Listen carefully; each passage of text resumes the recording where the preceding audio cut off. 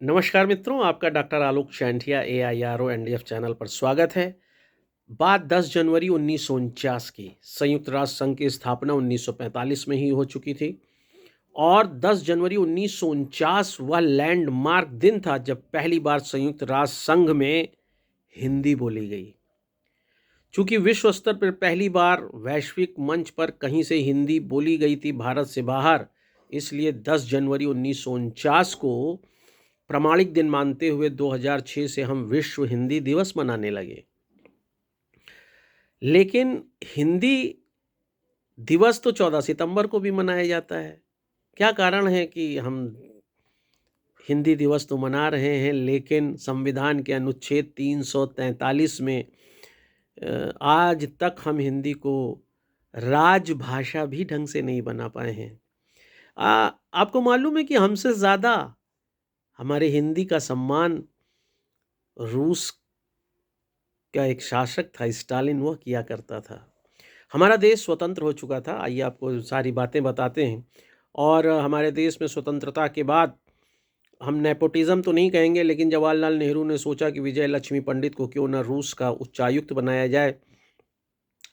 और जब वो रूस में उन्हें उच्चायुक्त बनाकर भेजते हैं, तो जब स्टालिन के सामने वह प्रस्तुत होती हैं, तो जैसा कि आपको पता है कि जब भी कोई व्यक्ति उच्चायुक्त बनाया जाता है तो उसे अपने देश की तरफ से अपने दस्तावेज प्रस्तुत करने पड़ते हैं। उस देश के तरफ से प्रस्तुत प्रमाणों के आधार पर वहाँ की सरकार उस व्यक्ति को उच्चायुक्त निर्धारित करती है, मान्यता देती है। लेकिन जब विजय लक्ष्मी पंडित ने अपना पत्र अंग्रेजी में प्रस्तुत किया स्टालिन के सामने, तो उन्होंने विजय लक्ष्मी पंडित से पूछा कि आप के यहाँ की लैंग्वेज क्या है, तो उन्होंने कहा हिंदी है।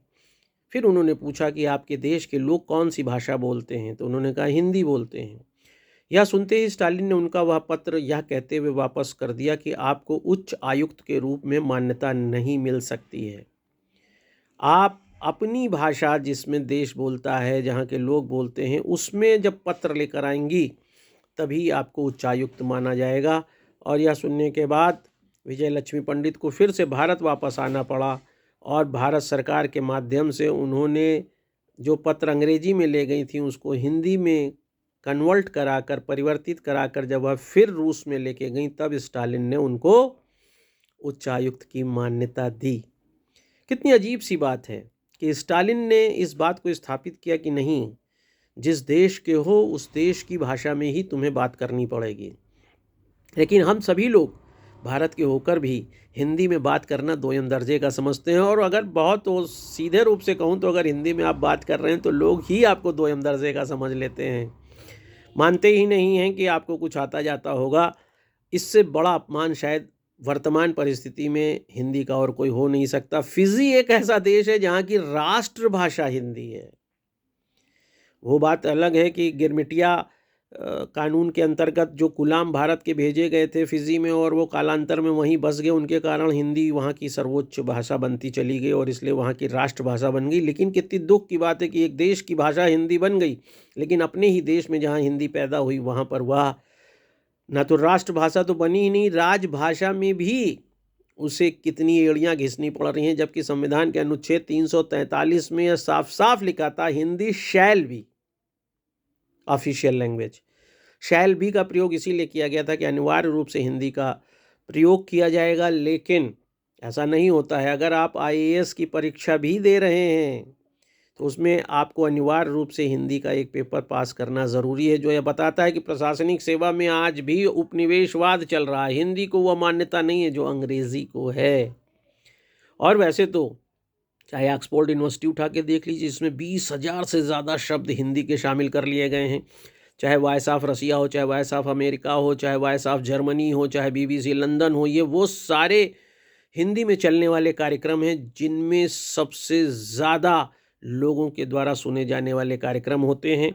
विश्व ने समझा है कि भारत में अगर जड़ जमानी है तो हमें हिंदी का प्रयोग करना है। विश्व ने समझा है कि अगर मोबाइल फ़ोन का हमें उत्पाद बढ़ाना है, हमें उसकी बिक्री बढ़ानी है, तो मोबाइल फ़ोन के सारे ऐप में, सारी बातों में हिंदी ज़रूर होना चाहिए। लेकिन जहाँ पर इसी देश में लोगों को अपनी जीविका के लिए आगे बढ़ना है, उन्हें अच्छी नौकरी पानी है, वहाँ पर हिंदी दोयम दर्जे की आके हो जाती है।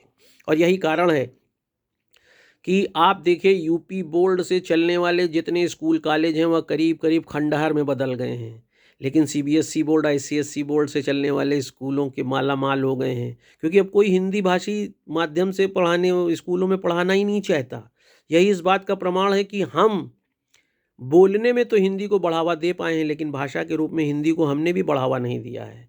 यह सच है कि विश्व में हिंदी का विस्तार हुआ है, लेकिन हिंदी व्याकरण और हिंदी भाषा का संकुचन हुआ है।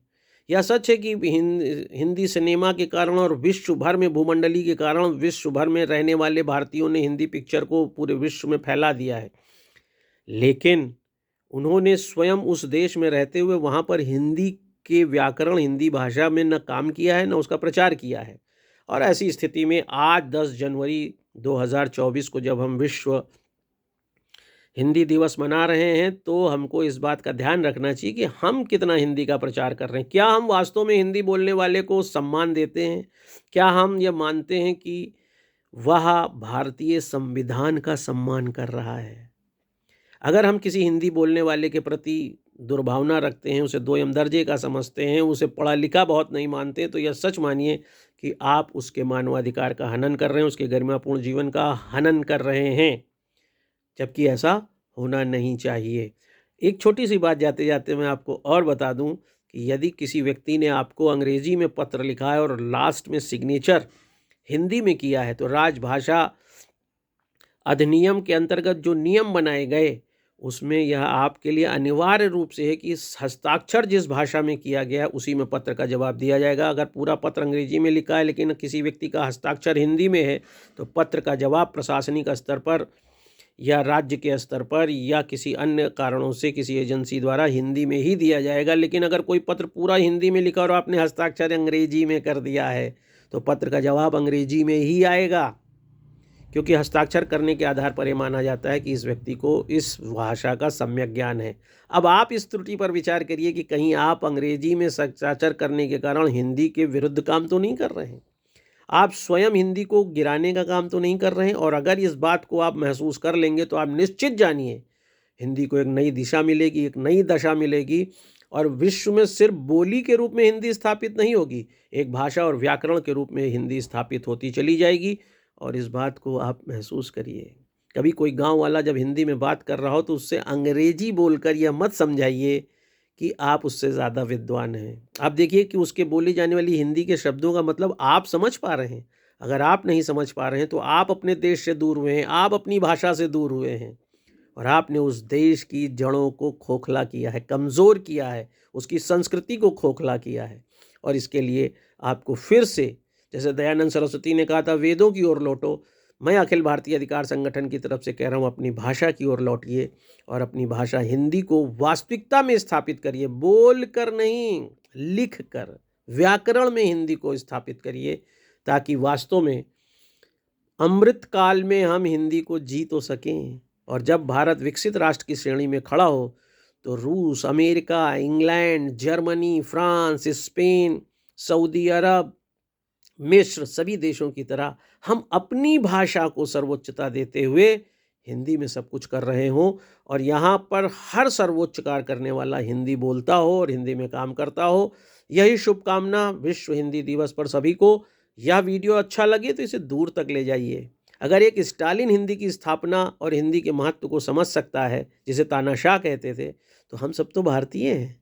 हमें भी हिंदी की मर्म को, हिंदी के गौरव को, हिंदी की गरिमा को समझते हुए इसे स्थापित करने का कार्य करना चाहिए। यही अखिल भारतीय अधिकार संगठन की कामना है। और अगर यह वीडियो अच्छा लगे इसे कि बहुत दूर तक ले जाइए, ताकि आलोक चांटिया फिर किसी अच्छी बात पर आपके साथ हो। नमस्कार, जय हिंद।